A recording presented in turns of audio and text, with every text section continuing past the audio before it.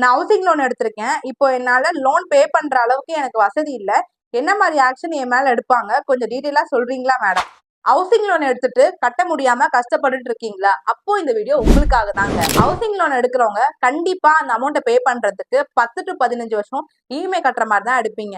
நீங்க என்னதான் தொடர்ந்து 10 வருஷம் கரெக்டா இஎம்ஐ பே பண்ணிட்டே வந்தாலுமே தொடர்ந்து 3 மந்த் இஎம்ஐ பே பண்ணல அப்படின்னாலே உங்க வீட்டுக்கு லீகல் நோட்டீஸ் அனுப்பிடுவாங்க. அப்படி லீகல் நோட்டீஸ் அனுப்பிச்சுமே உங்களால பே பண்ண முடியல அப்படின்னா அடுத்த 60 நாளுக்குள்ள உங்களுக்கு இன்னொரு லீகல் நோட்டீஸ் கண்டிப்பா இஷ்யூ பண்ணிடுவாங்க. அந்த லீகல் நோட்டீஸ்ல உங்க வீட ஏலத்துல எவ்வளவு காத்துக்கு விட போறதாக சொல்லிடுவாங்க. இதுக்கு என்னதான் சொல்யூஷன் அப்படின்னு பாத்தீங்கன்னா, நீங்க ஃபர்ஸ்டே பேங்க் அப்ரோச் பண்ணி இத்தனை நாள் என்னால இஎம்ஐ பே பண்ண முடியல அப்படின்னு நீங்க சொன்னீங்கன்னா அந்த பேங்க் டிசைட் பண்ணுவாங்க உங்களுக்கு என்ன பண்ணுவாங்க அப்படின்றத.